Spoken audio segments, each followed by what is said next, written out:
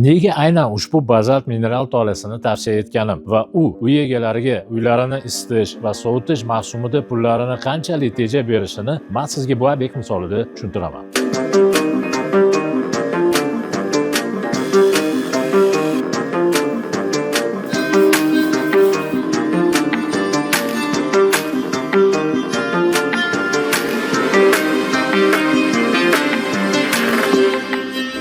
Issiqlik izolyatsiyasi energiya effektiv uylarni qurishning muhim qismi. U yashash sifatini oshiradi, energiya sarfini kamaytiradi. Bu esa O'zbekiston misolida juda ham aktual. Mutaxassislarning ma'lumotiga ko'ra, hozirgi 37 million aholimiz 2050-yilga kelib 50 millionga yetishi mumkin. O'zbekistonda energiyaning 40% ga yaqini binolarni isitish va sovutish xarajatlariga ketadi. Germaniya misolida 1 kvadratga ketadigan xarajatlarimiz binolarda 2 barobar, yangi qurilayotgan imoratlarda esa 3-4 baravarni tashkil qiladi. Sifatli issiqlik izolyatsiyasi xarajatlarni kamaytiradi. Bino imoratlarimizni Yevropa standartlariga yaqinlashtiradi.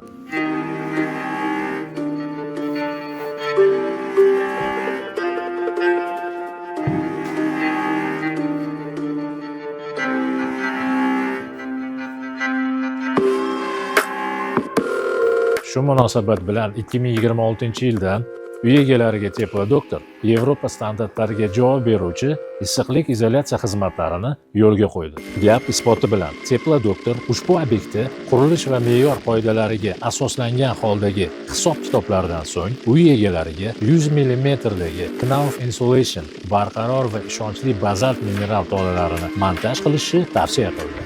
Shuning uchun men doim eng sifatli va ishonchli issiqlik izolyatsiya materiallarini tanlayman. Har bir uy egasi ana shunday energiya effektiv imoratlarda yashashga haqli.